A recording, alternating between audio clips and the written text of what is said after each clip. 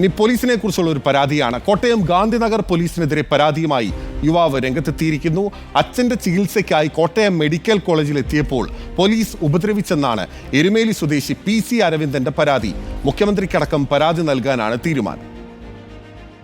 കഴിഞ്ഞ ദിവസം രാത്രിയിലാണ് സംഭവം.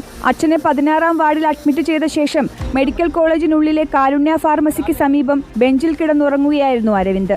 കൈ ആരോ പുറകിലേക്ക് വലിച്ചൊടിക്കുന്ന വേദന തോന്നി കണ്ണു തുറന്നപ്പോൾ മുന്നിൽ 4 പോലീസുകാർ. ഇവിടെ കിടക്കുന്നത് എന്തിനാണെന്ന് ചോദിച്ച് കൈ പിന്നെയും വലിച്ചു മുറുക്കിയെന്ന് അരവിന്ദ് പറയുന്നു.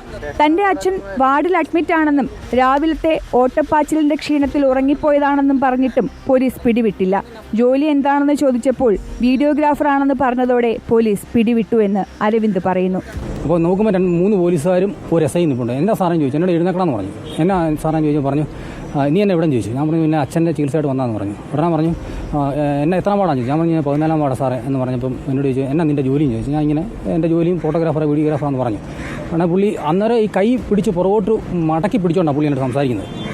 അതിനുശേഷം പെട്ടെന്ന് കൈ അങ്ങ് വിട്ടിട്ട് പുള്ളി എന്നോട് ന്യായീകരണമായിട്ട് പറയാം, ചിരിച്ചുകൊണ്ട് പറയാം, അത് ഇവിടെ കുറേ മൊബൈൽ ഫോൺ മോഷണവും കാര്യങ്ങളൊക്കെ നടക്കുന്നുണ്ട്, അതുകൊണ്ട് ഫോണൊക്കെ സൂക്ഷിച്ചോണം കേട്ടോ എന്ന് പറഞ്ഞിട്ട് അവരങ്ങ് പോകുമായിരുന്നു. മൊബൈൽ ഫോൺ മോഷ്ടാക്കൾ കൂടുതലുള്ള സ്ഥലമായതിനാൽ പരിശോധന നടത്തിയെന്നാണ് പോലീസ് പിന്നീട് അരവിന്ദിനോട് പറഞ്ഞത്.